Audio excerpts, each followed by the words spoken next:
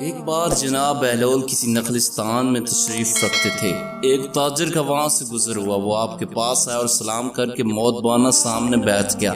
انتہائی ادب سے گزارش کی کہ حضور تجارت کی کون سی ایسی جنس خریدوں جس میں بہت نفع ہو۔ جناب بہلول نے فرمایا کالا کپڑا لے لو۔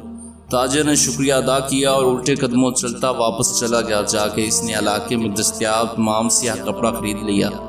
کچھ دنوں بعد شہر کا بہت بڑا آدمی انتقال کر گیا۔ ماتمی لباس کے لیے سارے شہر کو سیاہ کپڑے کی تلاش میں نکل کھڑا ہوا۔ اب کپڑا سارا اس تاجر کے پاس زرخیز تھا۔ اس نے منہ مانگو داموں میں فروخت کیا اور اتنا نفع کمایا کہ جتنا ساری زندگی نہ کما تھا۔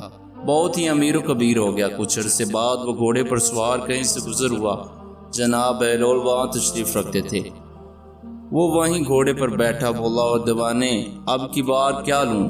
بہلول نے فرمایا تربوز لے لو۔ وہ بھاگا گیا اور ساری دولت سے پورے ملک سے تربوز خرید لیے۔ ایک ہفتے میں سب خراب ہو گیا اور وہ کوڑی کا محتاج ہو گیا۔ اس خاصے عالی میں گھومتے پھرتے اس کی ملاقات جناب بہلول سے ہو گئی تو اس نے کہا کہ یہ آپ نے میرے ساتھ کیا کیا؟ جناب بہلول نے فرمایا میں نے نہیں، تیرے لہجے اور الفاظ نے سب کیا۔ جب تو نے ادب سے پوچھا تو مالا مال ہو گیا اور جب تو نے گستاخی کی تو کنگال ہو گیا۔ اس لیے ناظرین کہتے ہیں کہ با ادب با نصیب اور بے ادب بے نصیب۔